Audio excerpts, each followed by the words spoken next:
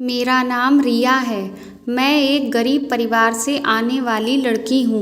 मेरे 4 भाई बहन हैं। मेरे पिता मजदूरी करके हमारा घर चलाते थे। मेरे पिता की कमाई इतनी काफ़ी नहीं थी कि वह हमें पेट भर खाना खिला सकें। हम दिन की 2 वक्त की रोटी के लिए तरसते रहते थे। हमारी ऐसी स्थिति के कारण हमारे घर पर भी हमारे जैसे ही शादी के रिश्ते आते थे, लेकिन मैं हर बार मना कर देती थी और अपनी माँ से कहती थी कि मेरे लिए एक अमीर परिवार का लड़का देखें। मैं एक ऐसे आदमी से शादी करना चाहती थी जो कम से कम हर महीने का अच्छा खासा पैसा कमाता हो, ताकि मैं अपनी सारी इच्छाओं को अच्छे से पूरा कर सकूं। लेकिन मैं फिर यही सोचा करती थी कि आखिर मेरी गरीब माँ को एक अमीर लड़का कहाँ से मिलेगा। इसीलिए मैंने खुद ही एक अच्छे लड़के की तलाश करने की सोची। मैंने अपने रिश्तेदारों से एक अच्छे लड़के के बारे में पता करने के लिए सोचा, लेकिन फिर मैं अपने इस विचार को खारिज कर दिया, क्योंकि मेरे सभी रिश्तेदार भी हमारी तरह ही गरीब थे। मैं हर रोज़ भगवान से यही दुआ करती थी कि काश मैं एक अमीर आदमी से मिलूं। बहुत ही जल्द ऊपर वाले ने मेरी यह प्रार्थना सुन भी ली। यह इत्तेफाक ही था कि उस दिन जब मैं कॉलेज जाने के लिए सड़क पार कर रही थी, तभी मुझे एक गाड़ी ने टक्कर मार दी। वह गाड़ी एक कॉलेज की गाड़ी थी और उसमें हमारे कॉलेज की लड़कियां भी बैठी थीं। उस गाड़ी में से वह चारों लड़कियां बाहर निकली और उन्होंने मुझे भी उस गाड़ी में बिठा लिया। मुझे ज़्यादा चोट तो नहीं लगी थी, लेकिन फिर भी उस गाड़ी का ड्राइवर उन सब लड़कियों को उनके घर पर छोड़कर मुझे डॉक्टर के पास ले गया। फिर उसने मुझसे माफ़ी मांगी और मेरे लिए काफ़ी सारे फल लेकर आया। धीरे धीरे हमारी मुलाकात बढ़ने लगी और मैं अक्सर उसे अपने कॉलेज के सामने मिलने लगी। एक दिन उसने मुझे अपनी गाड़ी में बैठने को कहा और फिर तो जैसे सिलसिला ही चल पड़ा। वह मुझे रोज़ अपनी गाड़ी में बिठाने लग गया था। वह मुझसे कोई किराया भी नहीं लेता था और मेरे भी किराए के पैसे बचने लगे थे। तो अब आखिर मुझे और क्या चाहिए था। कॉलेज वैन का वह ड्राइवर एक अच्छा लड़का था और उसका जैसा व्यवहार था, उससे वह भी मुझे काफ़ी अच्छा लगने लगा था। एक दिन उसने मेरे सामने शादी का प्रस्ताव रखा। वह महीने के 50,000 से भी अधिक की कमाई कर लेता था और वह अकेला ही रहता था, जबकि हमारे खुद के घर में 10,000 रुपये भी कभी नहीं आए, जबकि हमारा पूरा परिवार कमाने वाला था।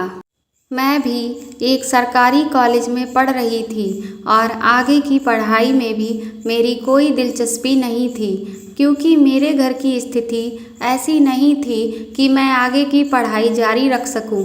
इन परिस्थितियों में मेरे लिए यह रिश्ता सबसे अच्छा था और मैं उससे शादी भी करना चाहती थी और एक शानदार और खुशहाल जीवन भी जीना चाहती थी। मैंने अपनी माँ को उसके बारे में सारी बातें बताईं और मैं उनसे कहा कि वह मेरी उस लड़के से शादी करवा दें, लेकिन उन्होंने इस बात पर आपत्ति जताई कि वह लड़का अकेला है, ना तो उसके माता पिता हैं और ना ही कोई भाई बहन, तो ऐसे लड़के का आखिर क्या भरोसा। पापा ने भी मुझे समझाने की बहुत कोशिश की। उन्होंने कहा कि बेटी, यह ज़माना क्या कहेगा, और वैसे भी मुझे नहीं लगता कि वह लड़का तुम्हारे लिए ठीक है। लेकिन मैंने अपने घर वालों से साफ साफ कह दिया कि मैं अगर शादी करूंगी तो सिर्फ उस लड़के से ही करूंगी, फिर चाहे कुछ भी हो जाए। उस लड़के के पैसों का भूत मेरे सिर पर चढ़ चुका था, इसीलिए सभी के नाराज होने के बावजूद भी मैंने उसी लड़के से शादी कर ली और फिर मैं अपने पति के घर आ गई। मेरे पति का नाम विजय था और वह पिछले कई सालों से गाड़ी चला रहा था। विजय ने मुझसे कहा कि वह पहले दिन से ही मुझे बहुत पसंद करता था और मुझसे शादी भी करना चाहता था। शादी की पहली रात विजय ने मुझे सोने की चेन गिफ्ट की। मैं हमेशा से ही ढेर सारा सोना पहनना चाहती थी, इसीलिए उसने जो गिफ्ट मुझे दिया मैं उससे ही नहीं बल्कि उससे शादी करके भी बहुत खुश थी। विजय मेरे ऊपर बहुत पैसे खर्च करता था। वह मुझे हर हफ्ते खरीदारी करवाने के लिए लेकर जाता था और मुझे बहुत महंगे महंगे तोहफे भी देता था। शॉपिंग करने के बाद वह अक्सर मुझे महंगे होटलों में खाना खिलाने ले जाता था और मैं भी यही सब चाहती थी अपने जीवन में। वह मुझे एक खुशहाल और सुविधाजनक जीवन देने के लिए बहुत मेहनत कर रहा था। वह रात में भी गाड़ी चलाता था। जब मैं उससे पूछती तो वह कहता कि रात में सवारी करने वालों से किराया अधिक मिलता है, इसीलिए वह रात में भी गाड़ी लेकर जाता है। सब कुछ बिल्कुल सही चल रहा था। फिर एक दिन अचानक से मेरी तकदीर ने करवट बदल ली और हमारे दिन बदलने शुरू हो गए। कोई नहीं जानता था कि मेरे पति के सारे काम एकदम से ठप हो जाएंगे, लेकिन ऐसा कुछ हुआ कि उनके सारे काम रुक गए। सबसे पहले मेरे पति की गाड़ी बिक गई और फिर एक एक करके मेरे सारे गहने बिकते चले गए। घर का सारा कीमती सामान भी बिक गया। मेरे पति हर समय बहुत परेशान रहने लगे। वह पूरा दिन घर में परेशानी में ही बिताते थे और काम की तलाश में कहीं बाहर चले जाते थे तो कई कई दिनों तक वह वापस ही नहीं लौटते थे। पता नहीं मेरे सुखी जीवन को किसकी नज़र लग गई थी कि हमारे दिन अचानक से पलट गए और बुरे दिन शुरू हो गए। एक दिन मेरे पति ने कहा कि चलो हम लोग यह शहर छोड़कर दूसरे शहर चलते हैं। हो सकता है कि वहाँ पर हमारी किस्मत चमक जाए और भाग्य हम पर मेहरबान हो जाए। मैंने भी सोचा कि शायद हो सकता है कि जगह बदलने से हमारे हालात भी बदल जाएं। हम अपना थोड़ा बहुत सामान लेकर दूसरे शहर में आ गए, लेकिन दूसरे शहर पहुंचने के बाद भी हमारे हालातों में कोई सुधार नहीं हुआ, बल्कि और भी ज़्यादा वह बिगड़ते चले गए। अब स्थिति ऐसी हो गई थी कि हम अपना घरेलू सामान बेचकर अपना जीवन बिता रहे थे। फिर जब घर में बेचने के लिए कोई भी सामान नहीं बचा तो फिर भुखमरी की बारी आ गई थी। मैं इन परिस्थितियों से बहुत ही ज़्यादा तंग आ चुकी थी, जिसकी वजह से मैं हर रोज़ अपने पति से लड़ती झगड़ती रहती थी और उसे बाहर जाकर पैसा कमाने के लिए मजबूर करती थी। मैंने उससे शादी सिर्फ इसलिए की थी ताकि मैं एक सुखी और शानदार जीवन जी सकूं, लेकिन अब परिस्थितियां बदल जाने की वजह से मैं अपने माता पिता के घर को ही स्वर्ग समझने लगी थी। हम भले ही गरीब थे, लेकिन मेरे माता पिता ने हमें कभी भी भूखा नहीं सोने दिया था। अब मैं दिन में एक बार सूखा भोजन पर गुजारा करने लगी थी। अब मेरे पति के साथ मेरी लड़ाइयाँ दिन ब दिन बढ़ती ही जा रही थीं। मजबूर होकर मैंने उसे धमकी दी कि अगर वह घर में पैसे कमाकर नहीं लाएगा तो मैं उसे छोड़कर अपने माता पिता के घर चली जाऊंगी। लेकिन मेरे पति मुझसे इतना प्यार करते थे कि उन्होंने 1-2 दिन के भीतर ही मेरे लिए पैसे लाने का वादा किया।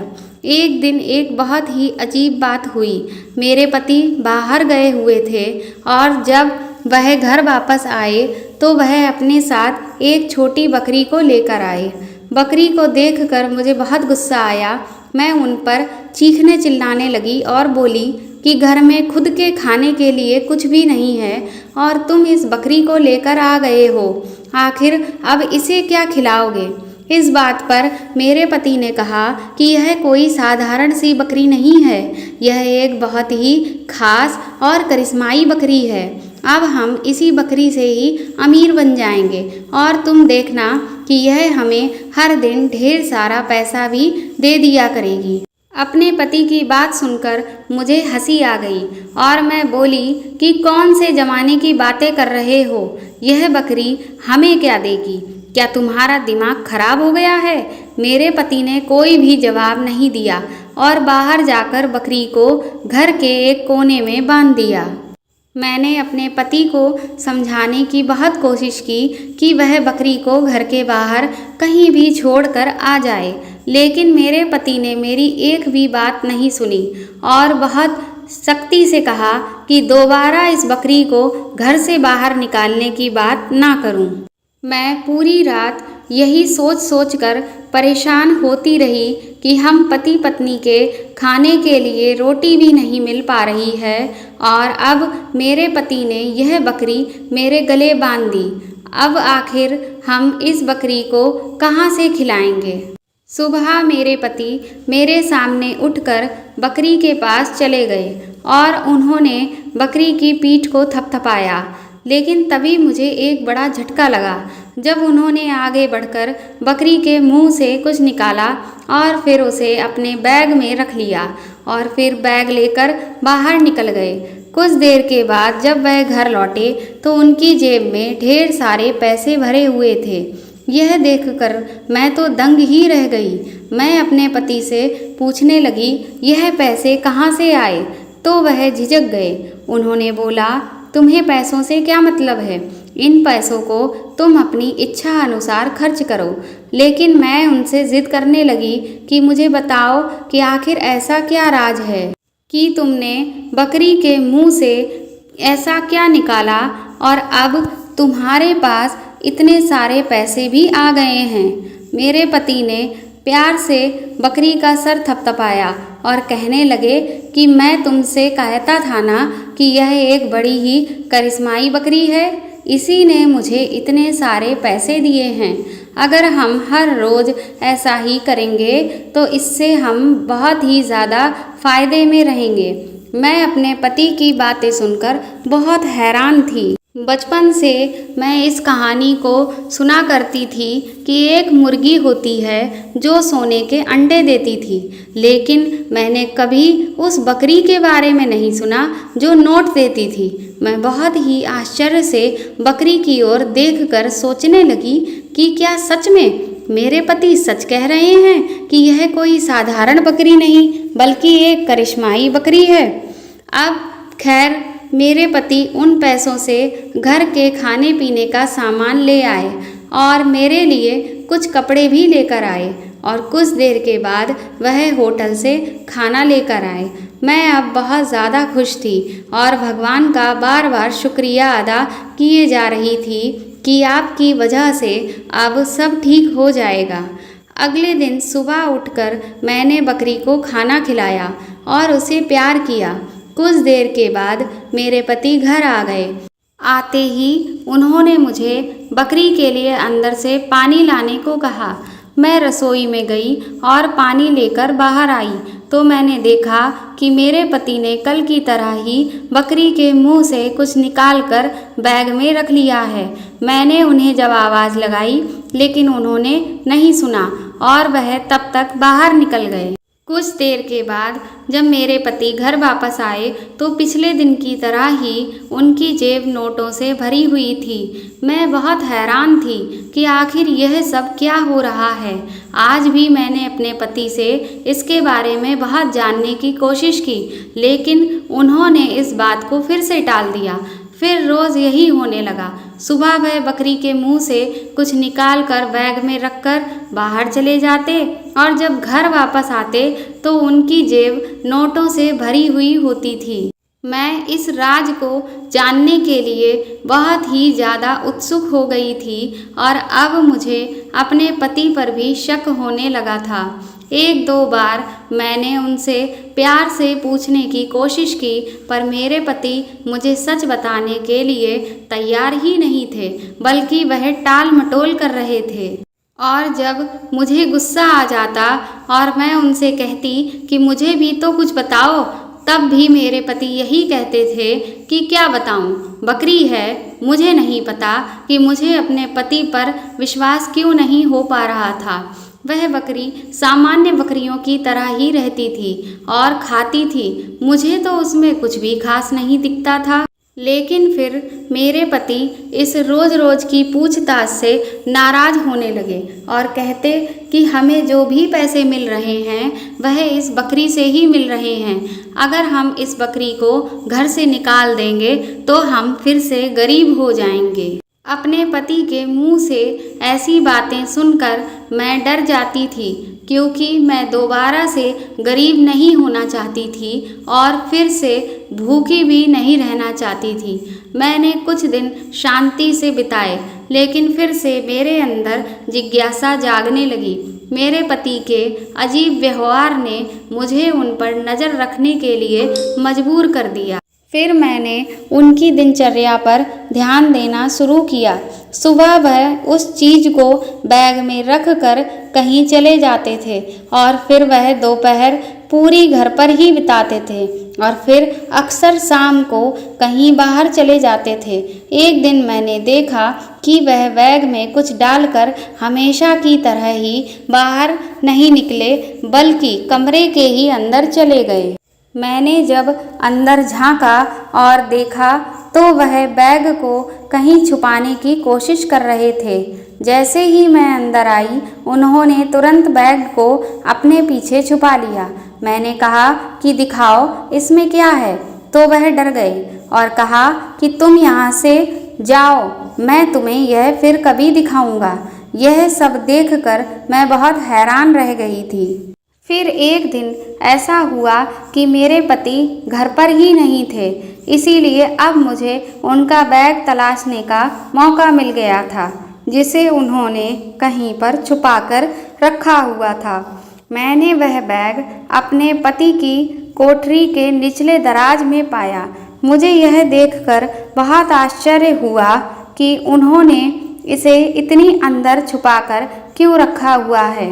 वह बैग बंद था और मैं उसे खोलना चाहती थी, लेकिन मैं बैग को खोल नहीं पा रही थी। मैंने बहुत कोशिश की कि बैग को खोलने की, लेकिन मेरी हर कोशिश नाकामयाब रही। बैग बहुत कसकर बंद किया हुआ था और वह काफ़ी भारी भरकम भी था। मुझे यह देखकर आश्चर्य हुआ कि आखिर उसके अंदर ऐसा क्या था जो मेरे पति ने इसे इतने सुरक्षित रूप से छिपा रखा था। मैं जब रात में अपने पति से पूछने लगी कि आखिर तुम उस बैग में क्या छुपा रहे हो, तो वह मुझ पर बहुत गुस्सा होने लगे और कहने लगे कि तुम मेरी जासूसी करती हो। और फिर उन्होंने पूरी रात मुझसे लड़ाई लड़ी। मेरे पति का व्यवहार मुझे अब उन पर शक करने के लिए मजबूर कर रहा था। उन्होंने मुझे कुछ भी नहीं बताया और मुझे बैग के पास भी नहीं जाने दिया। मैंने उनकी गैर मौजूदगी में बहुत कोशिश की, लेकिन मुझसे बैग खुला ही नहीं। फिर मैंने सोचा क्यों ना बकरी के मुंह से कुछ निकाल लिया जाए। एक दिन जब मेरे पति सुबह देर से उठे, तभी मुझे यह अच्छा मौका लगा। मैं बकरी के पास गई और उसका मुंह खोला और यह पता करने की कोशिश करने लगी कि वह आखिर मुंह से क्या निकालती है। काफ़ी देर के बाद बकरी ने अपना मुंह तो खोला, लेकिन उसने अपने मुंह से कुछ भी बाहर नहीं निकाला। अचानक ही मुझे मेरे पति की आवाज़ सुनाई दी, तो मैं तुरंत ही अंदर जाकर छिप गई और वह बाहर आ गए। मैंने देखा कि उनके हाथ में वही बैग था। वह बकरी के पास गए और फिर उन्होंने बकरी के मुंह से कुछ निकाला और उसे अपने बैग में रखा और फिर घर से बाहर निकल गए। मैंने आज यह फैसला किया कि मैं अब इस रहस्य का पता लगाकर ही रहूँगी। मैं भी उनके पीछे पीछे चल दी और उनका चुपके से पीछा करने लगी। मेरे पति बहुत देर तक चलते रहे और फिर वह एक कब्रिस्तान में पहुंच गए। वहां जाकर उन्होंने अपने मुंह पर कपड़ा बांध दिया। मैं लगातार उनका पीछा कर ही रही थी और अब मैं एक पेड़ के पीछे छिपकर देखने लगी कि आखिर वह क्या करते हैं। वहाँ जो भी हुआ उसने मुझे बहुत हैरत में डाल दिया था।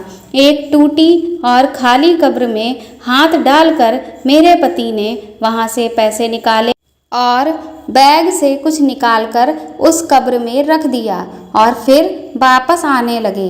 यह सब देखकर मैं अंदाज़ा लगा रही थी कि मामला आखिर क्या हो सकता है। मुझे लगा कि कहीं मेरे पति काला जादू के साए में तो नहीं आ गए हैं। ऐसे ही कब्रिस्तान में काले जादू करने वाले जाया करते थे। मैं वहाँ से लौटने वाली ही थी कि तभी मैंने देखा कि जिस जगह पर से मेरे पति उठे थे वहाँ से एक काले कंबल में लिपटा हुआ आदमी उस कब्र में से कुछ लेकर जा रहा था।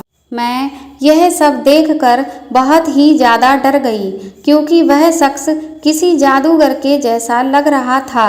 अब मुझे पूरा यकीन होने लगा था कि मेरे पति ने वही रास्ता अपनाया होगा जो काले जादू की ओर लेकर जाता है। नहीं तो फिर आखिर क्या वजह हो सकती है कि वह इस कब्रिस्तान में आता है।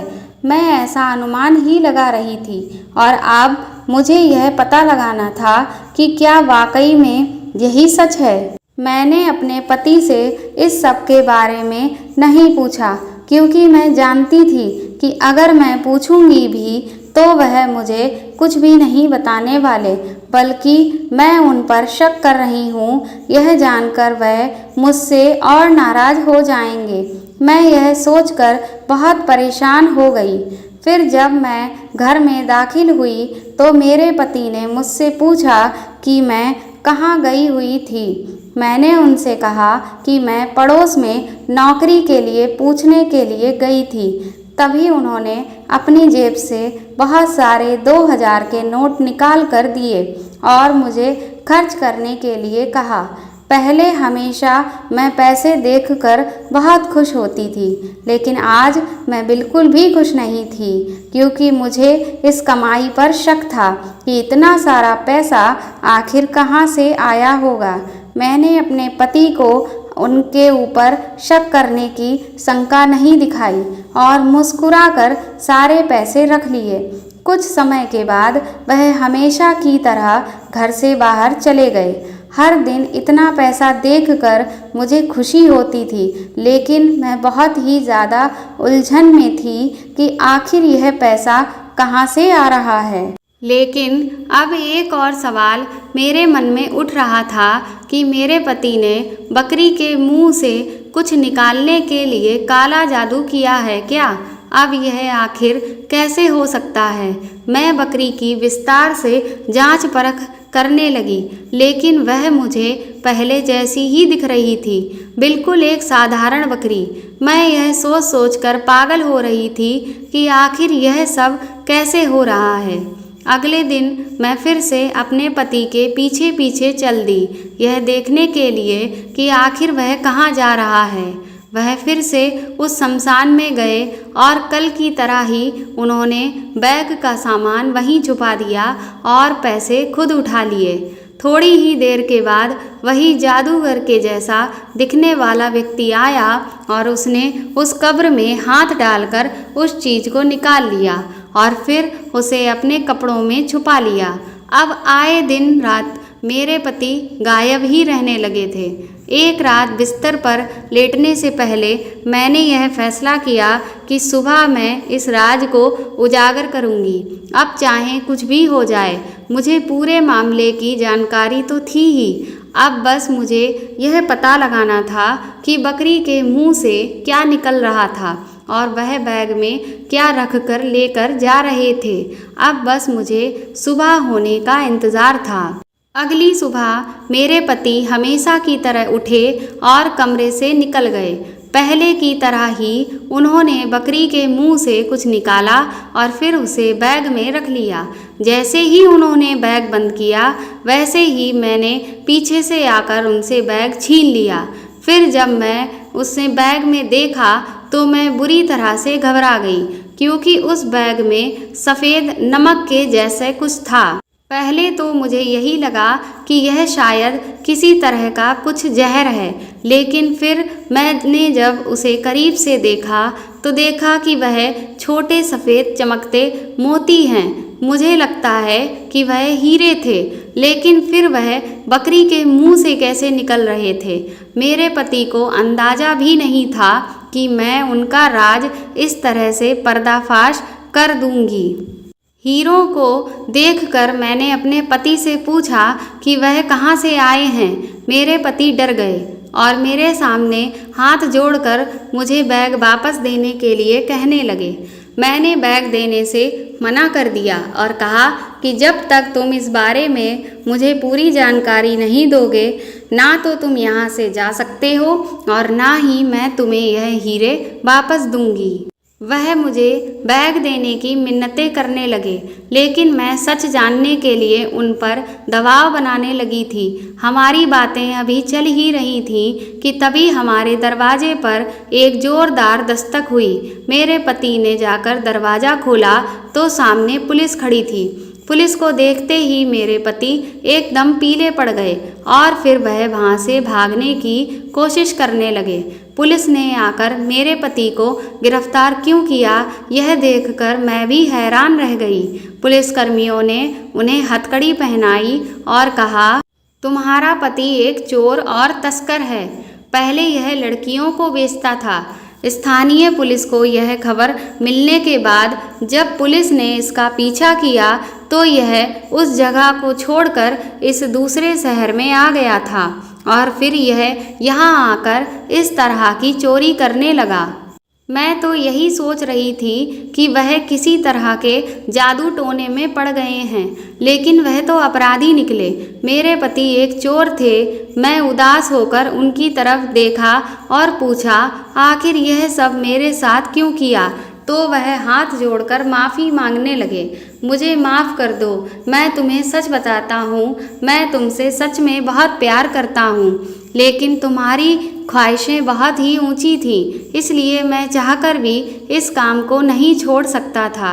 मुझे पुराने शहर में बहुत परेशान किया गया था, इसलिए वहाँ मैंने सब कुछ बेचकर खुद को बचा लिया और फिर मैं यहाँ आ गया। यहाँ आकर मैंने सोचा कि अब मैं बदल जाऊंगा और कमाऊंगा और फिर तुम्हें खिलाऊंगा, लेकिन मुझे कोई काम ही नहीं मिला। फिर मैं भी हर दिन तुमसे लड़ता था। अंत में मैं यही सोचा कि क्यों ना मैं अपना काम फिर से शुरू कर दूं और फिर मैंने रात को चोरी करना शुरू कर दिया।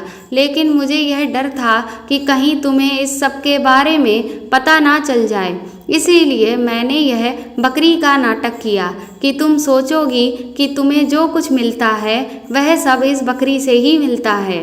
मैं हीरे चुराकर उन्हें अपने कपड़ों में छिपा लेता और बकरी के पास जाकर उसका मुंह खोलकर तुम्हें दिखाता, ताकि तुम्हें यह लगे कि बकरी के मुंह से मैंने कुछ निकाला है। मुझे जिसे हीरे बेचने होते थे वह कब्रिस्तान में मिलने आता था। वह जहाँ पैसे रख देता था मैं वहीं जाकर हीरे रख देता था, जिसे वह बाद में आकर उठा लेता था। हम वहाँ इसलिए जाते थे क्योंकि हम वहाँ पकड़े नहीं जा सकते थे और कोई हम पर शक भी नहीं कर सकता था, लेकिन फिर भी पुलिस ने हमें पकड़ लिया। पुलिस वालों ने कहा कि उन्होंने सीसीटीवी रिकॉर्डिंग के जरिए इसका पता लगा लिया है और उसके साथियों को भी पकड़ लिया है। यह उनका पूरा गिरोह था जो शहर भर में अपराध करते थे। पुलिस मेरे पति को गिरफ्तार करके ले गई। अब मैं अपनी किस्मत पर रो रही थी कि मैं तो अमीर बनना चाहती थी, इसीलिए मैंने अपने परिवार की मर्जी के खिलाफ यह शादी की थी। लेकिन मुझे क्या पता था कि मेरा पति तो चोर निकलेगा। शायद मेरे पति सुधर जाते अगर मैं उन पर अपनी ख्वाहिशों का बोझ ना डालती। मैंने ये सबक सीखा है कि हर इंसान को अपनी हैसियत के हिसाब से ही अपने पैर फैलाने चाहिए। अपनी ख्वाहिशों को पूरा करने के लिए हमें मेहनत करनी चाहिए, ना कि कोई गलत कदम उठाना चाहिए। दोस्तों, आपको यह कहानी कैसी लगी हमें कमेंट करके ज़रूर बताएं और अगर आप मेरे चैनल पर नए हैं तो मेरे चैनल को सब्सक्राइब करें और बेल आइकन दबा दें और इस कहानी को लाइक करें और ज़्यादा से ज़्यादा शेयर करें। Thank you.